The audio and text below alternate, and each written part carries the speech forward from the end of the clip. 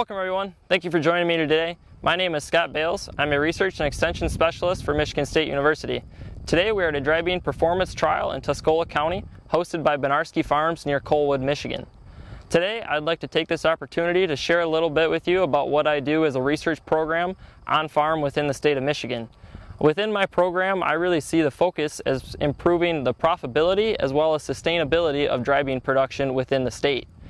To do this, we need to take a systems approach, and within that system I think of three different options that we have, or tools that are at our disposal. The first would be genetic, the varieties that we're planting. The second would be our agronomic practices, things that we're able to change within our farm. And the last one would be the chemical efficacy of our products that we're using within those agronomic practices. In evaluating these three categories, we utilize locations such as this one here to generate data that is representative of real commercial production conditions in the climatic environment that we are growing dry beans. In 2020, we have 4 locations in the Thumb and Saginaw Valley that are used in this testing. These locations focus on the production of small and medium seeded beans in direct harvest systems. However, we do have additional locations in the western portion of the state that focus on our large seeded beans, such as kidney and cranberry. These production practices are very different than what we find here in the Saginaw Valley, and thus we utilize a separate location. Looking at the first category of genetics, within our program we are testing 148 different varieties in 10 separate market classes in this year of 2020 alone.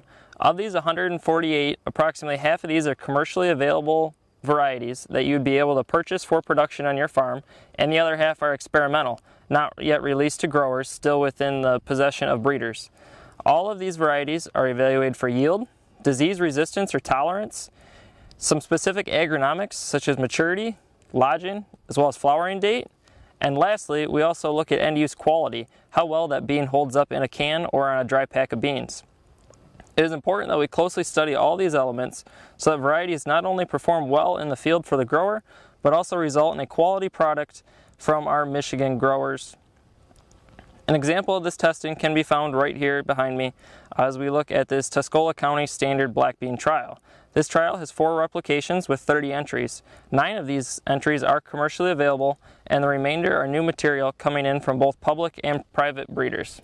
The second category we work in is our agronomic practices. This includes the studying of our basic fundamentals of production, such as crop rotations, planting populations, and fertilizer use. A major question that has risen in recent years around fertilizer use, with nitrogen rates at the lead of this discussion. For this reason, we have established nitrogen trials in 9 locations this year, as well as micronutrient trials in 4 locations. This is building upon a data set that we began last year on a similar scale to help provide valuable insights to how intensely we should be managing our dry bean crop. An interesting dynamic to this work is a potential correlation between increased nitrogen use rates and the severity of our white mold infection when present. While it is too early in the growing season here in Colwood to know if we have achieved white mold infection in this end trial, it will be interesting to watch as harvest approaches. Here we have applied 4 rates of nitrogen, increasing from our base rate of 40 pounds per acre, which was spread by Benarski Farms.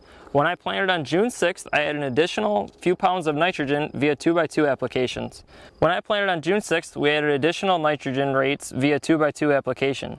After this additional nitrogen rate, we increased from our 40 base pounds to 50 pounds per acre for treatment 2, 70 pounds per acre for treatment 3, and 100 pounds per acre for treatment 4.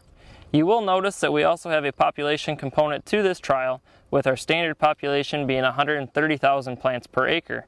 From there, we had additional treatments with those same nitrogen rates across populations of both 100,000 plants per acre as well as 154,000 plants per acre. These trials are also replicated around the state because when we're looking at white mold, it's often difficult to achieve white mold infection in the trial when we are actually looking for it. And this is why it's important to have a wide footprint across the state in these 4 locations to help understand this possible correlation between nitrogen rates, populations, and white mold severity. The third category that I work in is testing the efficacy of many different inputs. Here at this location we have 5 separate trials devoted solely to the purpose of testing this. These include a seed start seed treatment trial, an Endomax biological trial, ProPulse in furrow, and also a ProPulse for plant health trial. These trials are important as an unbiased source of information for growers when making input management decisions. We often receive questions such as, should I apply an R1 fungicide if I don't think I'll get white mold? To test this, we have this trial in front of us. This trial looks at 6 different treatments, including multiple rates of propulse at different timings, as well as Delario. In this location, we wanted to look at the potential beneficial plant health response from these applications. This specific trial may yield better white mold data due to the extra growth this season. And this brings us back to the importance of having multiple replications across multiple locations within Michigan so that at the end of the day we can produce a representative set of results come harvest time.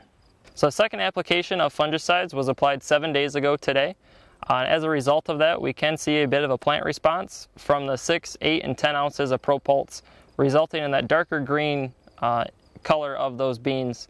And these beans are a Viper small red, so they are typically pretty dark green, but we can see a plant response at this time from those applications. I'd like to thank everybody for attending today's virtual field day. I hope to see you all again online and in person someday soon.